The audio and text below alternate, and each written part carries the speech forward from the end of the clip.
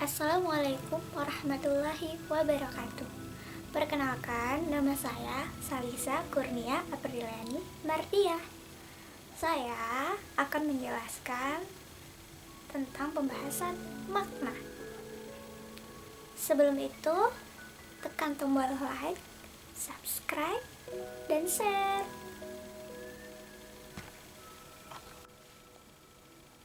Jadi, apa saja sih yang termasuk dalam kata?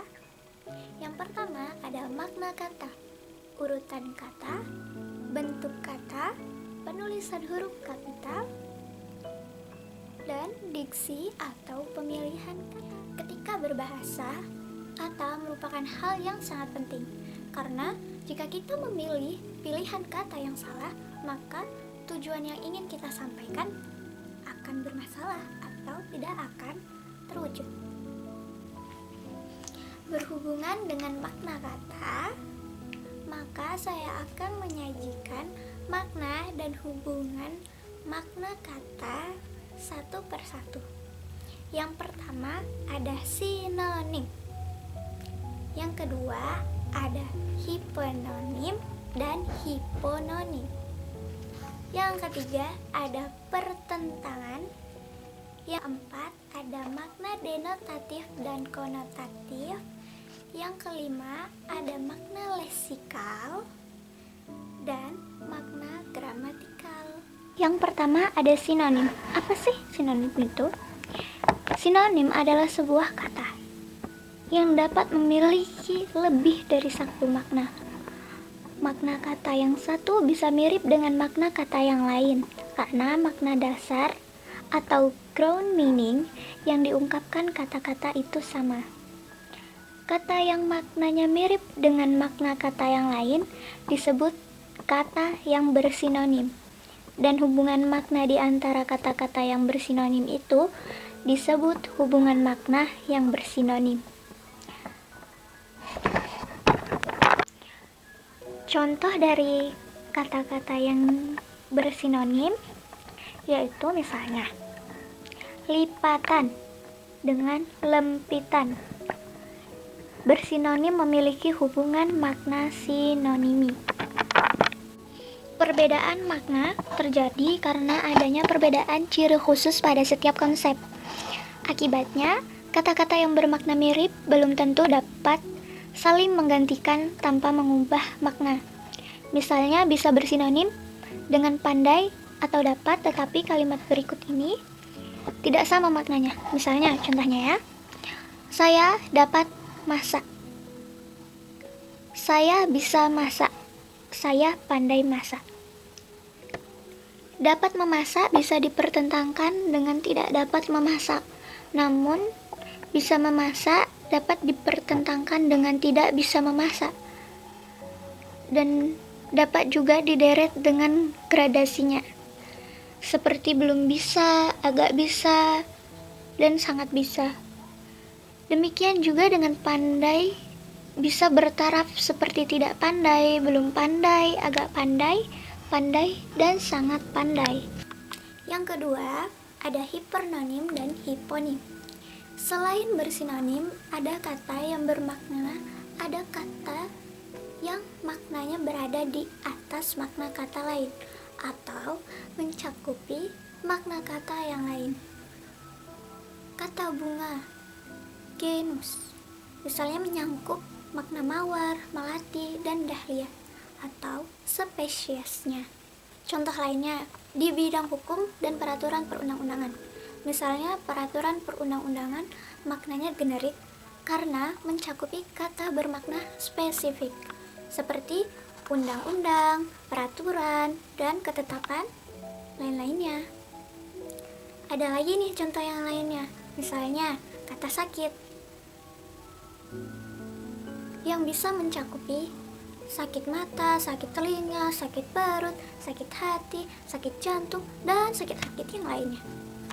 Yang ketiga ada pertentangan. Selain bersinonim, ada juga kata yang bermakna bertentangan dengan makna lain atau maknanya berkebalikan dengan makna kata yang lain. Apa aja sih? Yang pertama ada antonim. Antonim adalah oposisi makna yang berjenjang. Misalnya, tinggi dengan agak tinggi, tertinggi. Yang kedua ada oposisi. Oposisi ini dibagi 4 loh. Yang pertama ada oposisi kontras atau posisi mutlak, yakni kata yang bermakna bertolak belakang dengan makna kata lain. Misalnya hidup dengan mati. Yang kedua ada oposisi arah. Misalnya datang, pergi, kanan, kiri. Yang ketiga ada oposisi equipole. Misalnya pria dan wanita, perempuan dan laki-laki. Yang keempat ada oposisi saling melengkapi. Misalnya suami dengan istri, ibu dengan bapak. Nah, yang ketiga dari bagian pertentangan ada meronimi. Meronimi atau makna kata yang menunjukkan hubungan bagian keseluruhan hubungan makna seperti itu terdapat pada milik tak terpisahkan, seperti pintu rumah atau pintu bagian dari rumah. Yang kedua, jari tangan. Jari tangan, jari bagian dari tangan. Dari bagian makna kata ada yang keempat, yaitu makna denotatif dan makna konotatif. Apa sih makna denotatif itu? Makna denotatif adalah makna kata berdasarkan tunjukan lugas atau denotata. Kata pada suatu yang ada di luar bahasa atau makna yang didasarkan pada konvensi masyarakat memakai bahasa. Misalnya, meja ialah benda tunjukan dari kata meja, yaitu benda perkakas atau perabot rumah yang mempunyai bidang datar dan kaki meja. Lalu, apa sih makna konotatif? Makna konotatif adalah makna yang diakibatkan oleh tautan pikiran yang ditimbulkan nilai rasa pada seseorang ketika orang itu berhadapan dengan sebuah kata. Jadi, makna konotatif adalah makna yang ditambahkan pada makna denotatif. Misalnya, wanita pesantren berkonotasi baik atau suka akan agama. Yang B, wanita kampus berkonotasi baik, suka akan ilmu pengetahuan. Contoh yang lainnya, wanita jalanan berkonotasi buruk, perempuan liar, perempuan nakal. Karena konotasi berkaitan dengan nilai rasa, didapatkan kata atau kelompok kata yang berkonotasi. Ada 5. Yang pertama, baik, buruk, menyeramkan, netral, dan menjijikan. Makna kata yang kelima yaitu makna leksikal dan makna gramatikal. Setiap kata mempunyai makna leksikal atau makna kamus. Jadi, makna leksikal itu adalah makna kamus. Makna leksikal dapat berbeda dari makna kata itu di dalam pemakaiannya atau di dalam konteksnya. Jadi, di dalam kamus misalnya, makna kata bau mencakupi bau harum, bau tidak harum, ataupun bau sedang maupun bau tidak sedang. Kan tetapi, kalimat bajunya bau sekali selalu diartikan bajunya berbau sangat tidak harum. Hampir tidak pernah dimaknai bajunya berbau sangat harum. Dalam pemakaian sehari-hari, gabungan kata sekolah berkualitas atau barang yang bermutu selalu diartikan sekolah berkualitas baik, demi menjaga konsistensi pada teks hukum dan perundang-undangan kata. Berkualitas atau bermutu baik untuk mengungkapkan makna positif atau baik maupun untuk mengungkapkan makna negatif atau tidak baik. Jadi harus ditambahi penjelasan seperti berkualitas baik, berkualitas jelek, berkualitas buruk, atau bermutu tinggi, bermutu buruk, bermutu rendah. Tujuannya adalah agar maknanya jelas dan tidak membingungkan atau tidak bisa dipertanyakan lagi. Nah, setelah ada makna leksikal, ada juga kata yang hanya memiliki makna gramatikal, seperti kata depan di, ke, dari, atau kata perangkai dan atau tetapi. Cirinya adalah, yang pertama, kata itu selalu dipakai dalam rangkaian dengan kata lain sebagai judul karangan. Kata-kata itu akan memiliki arti jika berada dalam rangkaian dengan kata lain atau gramatika tertentu. Misalnya, saya dan kamu, dia dan saya pergi ke desa. Yang kedua, ada kata-kata itu tidak dapat menjawab atas suatu pertanyaan seperti mau kemana dik? Jawab, saya mau ke bla bla bla. Contoh yang kedua, kamu tinggal di mana? Saya tinggal di bla bla bla. Apa aja yang perlu diperhatikan? Yang pertama, dan kata dan menghasilkan rangkaian yang menyatakan jumlah atau kumulatif. Yang kedua, atau menghasilkan pilihan alternatif. Yang ketiga, tetapi menghasilkan rangkaian yang menyatakan pertentangan. Setelah makna kata ada urutan kata. Jadi, selain pilihan kata, urutan kata di dalam gabungan kata ataupun di dalam kalimat merupakan sesuatu yang sangat penting. Urutan kata berkaitan dengan makna kata, karena urutan kata yang berbeda menyebabkan makna yang berbeda. Contohnya, es batu dengan batu es. Maksudnya apa sih? Jadi, es batu berarti es, yaitu kalau misalnya es itu es yang biasa. Nah, kalau batu es itu berupa bongkahan batu yang besar, berbentuk bening dan dingin seperti es. Contoh yang lainnya seperti wanita pengusaha dan pengusaha wanita. Jika wanita pengusaha berarti wanita yang menjadi pengusaha. Tetapi pengusaha wanita adalah pengusaha bisa perempuan, bisa wanita, bisa pria, asalkan mengusahakan wanita. Setelah ada makna kata, lalu ada urutan kata, yang ketiga ada bentuk kata. Kata bahasa Indonesia terdiri dari atas kata dasar dan kata turunan. Jadi apa itu kata dasar? Kata dasar adalah kata yang belum mengalami pengimbuhan atau afiksasi apapun, atau belum mengalami pemendekan atau konstruksi, ataupun belum mengalami perulangan. Seperti saya, meja, baca, makan, kain, apa, madu, dan sapu. Jika kata itu diberi afikasi, bentuk dan maknanya akan berbeda.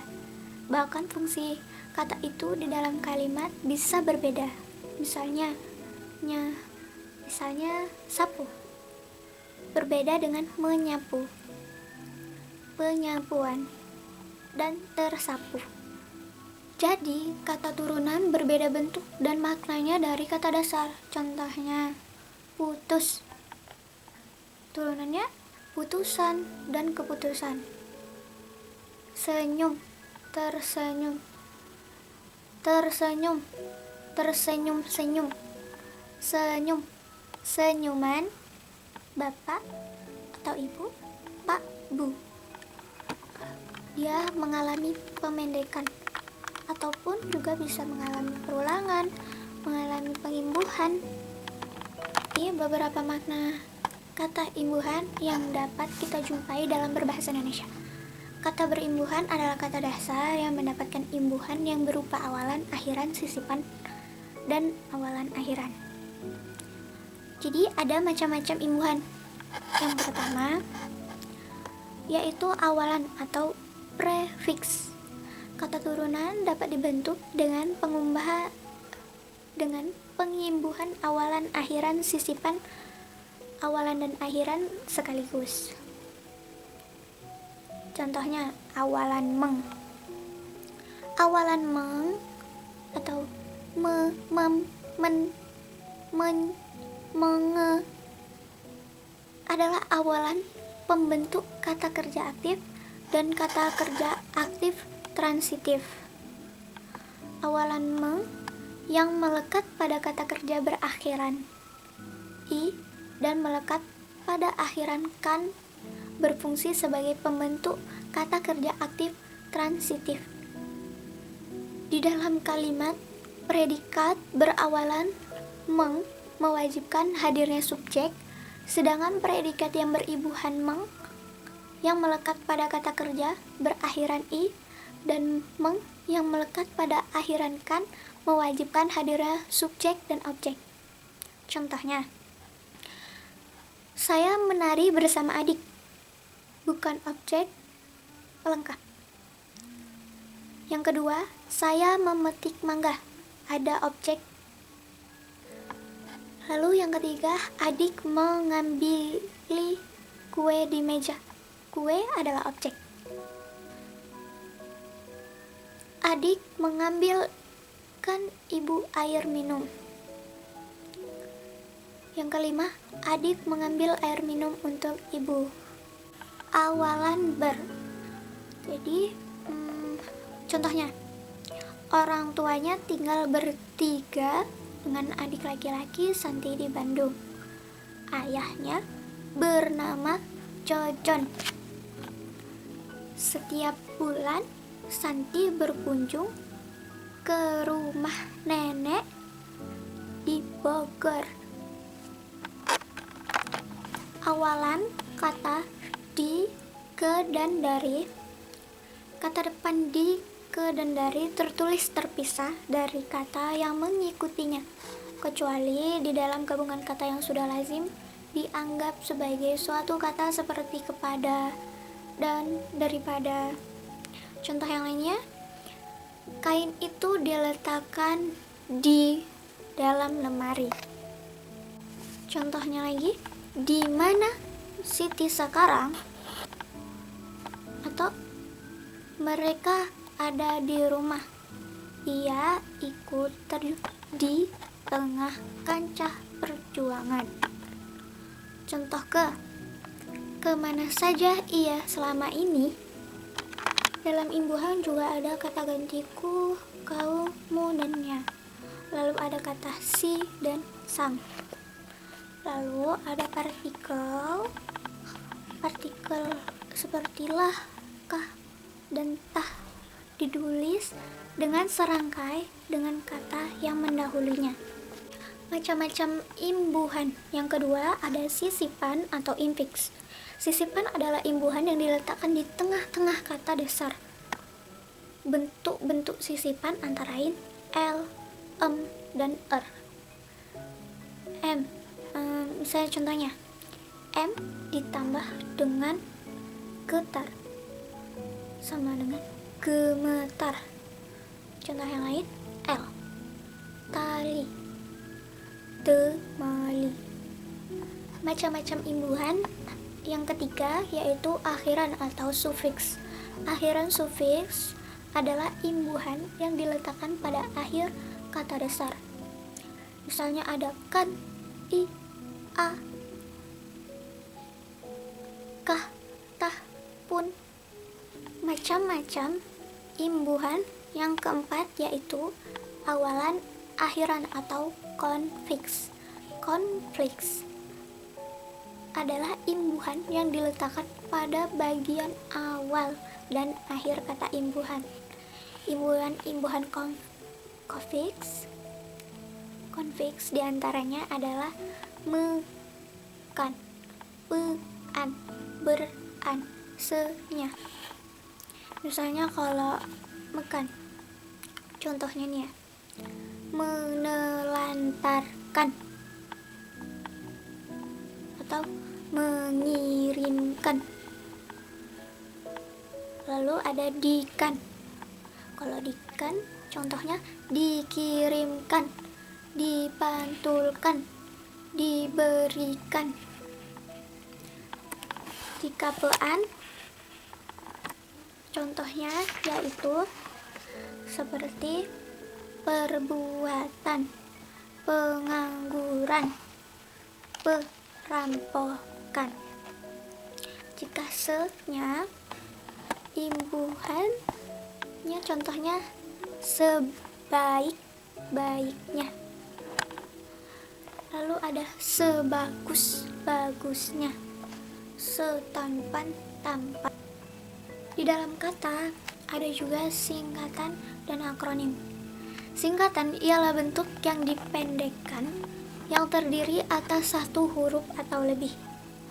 Jadi ada berapa contoh-contoh singkatan, misalnya singkatan nama orang, nama gelar, sapaan, jabatan, atau pangkat yang diikuti dengan tanda titik. Misalnya A. S.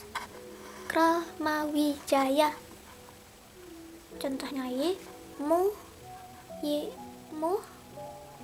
titik Yamin atau Muhammad Yamin.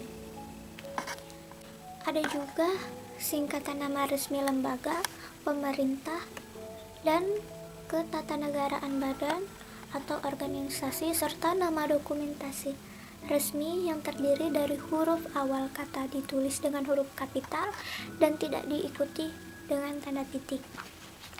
Misalnya yaitu DPR atau Dewan Perwakilan Rakyat, PGRI, Persatuan Guru Republik Indonesia. Ada juga singkatan umum yang terdiri atas 3 huruf atau lebih diikuti satu tanda titik, misalnya DLL dan lain-lain, DSB dan sebagainya, DST dan seterusnya, HLM, halaman. Singkatan juga dipakai untuk menulis lambang kimia, satuan ukuran, takaran, timbangan, dan mata uang yang tidak diikuti dengan tanda titik. Misalnya Cu atau suprum, Ca atau kalsium, O atau oksigen, Cm sentimeter, Kg kilogram, Rp rupiah. Ada juga pembagian akronim.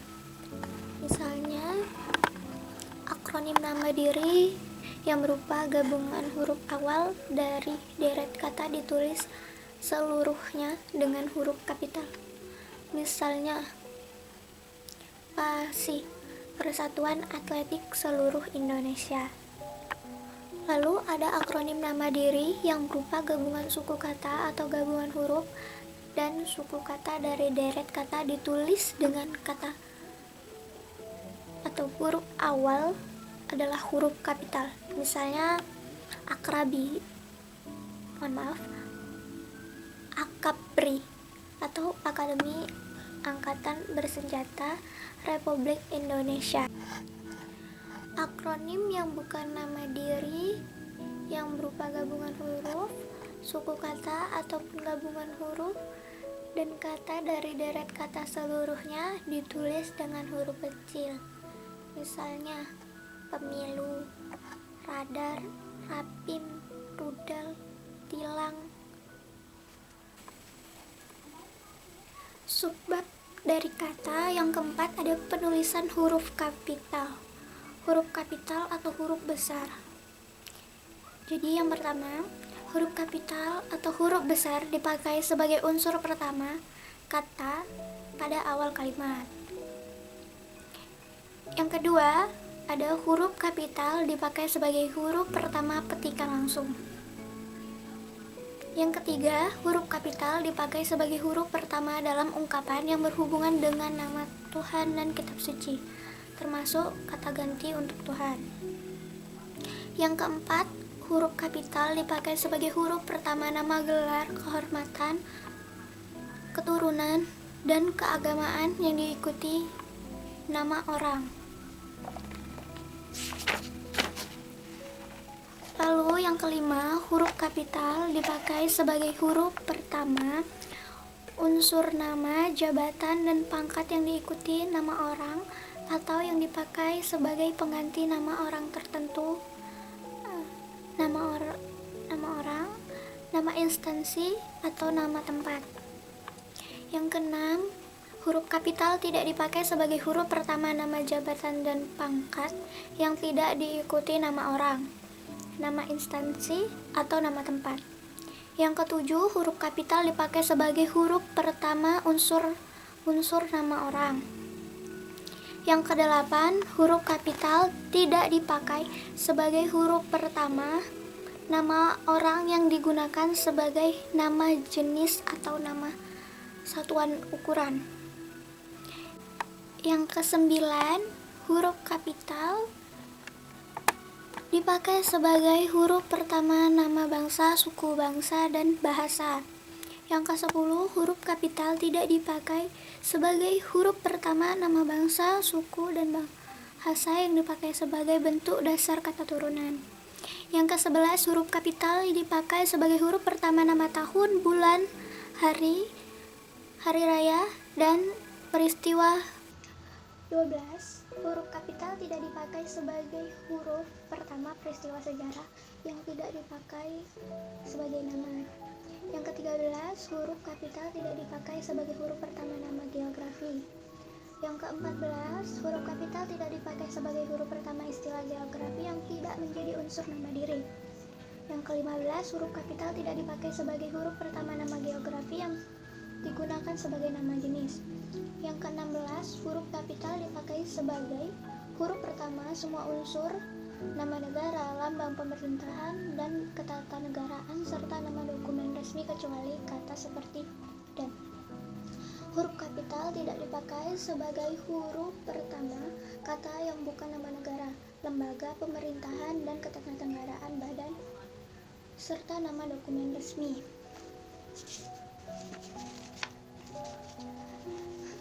Yang ke-18,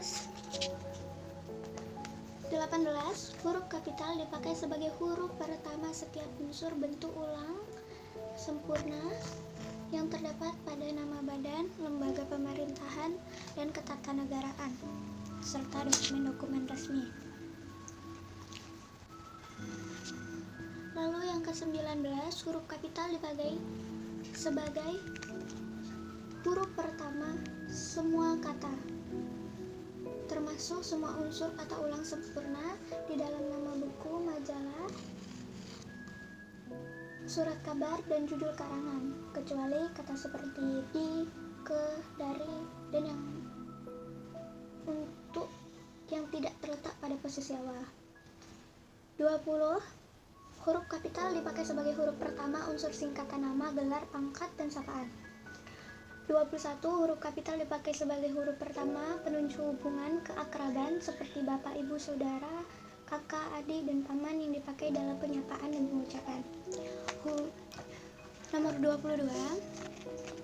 Huruf kapital tidak dipakai sebagai huruf pertama kata penunjuk hubungan kekerabatan yang tidak dipakai dalam pengacuan atau penyapaan. Misalnya, kita semua harus menghormati bapak, ibu kita. Semua kakak dan adik saya sudah berkeluarga. Nomor 23. Huruf kapital dipakai sebagai huruf pertama kata ganti Anda. Diksi atau pilihan kata. Pemahaman terhadap suatu bahasa tidak dapat dilepaskan dari pemahaman terhadap kata-kata dan kaidah yang terdapat dalam bahasa tersebut. Menggunakan bahasa pada hakikatnya adalah memakai kata-kata dan kaidah yang berlaku dalam bahasa itu. Dengan demikian, agar dapat berbahasa dengan baik, enak, dan cermat, kita harus memperhatikan pemakaian kata dan kaidah yang terdapat di dalamnya. Diksi atau pilihan kata terbagi menjadi dua, yaitu yang pertama aspek kata dan yang kedua penggunaan kata. Aspek kata terdiri dari bentuk dan makna. Bentuk merupakan suatu yang dapat diindrai, dilihat, atau didengar. Makna merupakan sesuatu yang dapat menimbulkan reaksi dalam pikiran kita karena rangsangan bentuk. Yang kedua ada penggunaan kata. Penggunaan kata ini terbagi menjadi 9, yaitu yang pertama ada ketetapan pilihan kata. Yang kedua ada kata bermakna denotatif dan bermakna konotatif. Yang ketiga yaitu kata yang bersinonim. Yang keempat ada kata bermakna umum dan bermakna khusus. Yang kelima, kata yang mengalami perubahan makna dikarenakan adanya imbuhan. Yang ketujuh, ada kata baku dan tak baku. Apa itu kata baku? Kata baku adalah kata yang tidak bercirikan bahasa daerah atau bahasa asing. Yang kedelapan ada kata ilmiah dan kata populer. Kata ilmiah adalah kata yang biasa digunakan di lingkungan ilmuwan dan di dunia pendidikan pada umumnya. Kata populer adalah kata yang biasa digunakan di kalangan masyarakat umum. Yang kesembilan ada kata percakapan dan kata ungkapan atau usang. Kata percakapan biasanya digunakan dalam bahasa lisan. Kata-kata ini umumnya memiliki kaidah sendiri. Nah, kaidah-kaidahnya ini berbeda dengan kata-kata yang digunakan dalam tulisan. Kata-kata percakapan sebaiknya dihindarkan dalam tulisan atau pembicaraan resmi, karena dapat mengganggu keresmian dan keilmiahannya. Berhati-hatilah menggunakan kata-kata percakapan ini. Sekian penjelasan dari saya. Lebih dan kurangnya saya mohon maaf. Terima kasih telah menonton. Wassalamualaikum warahmatullahi wabarakatuh.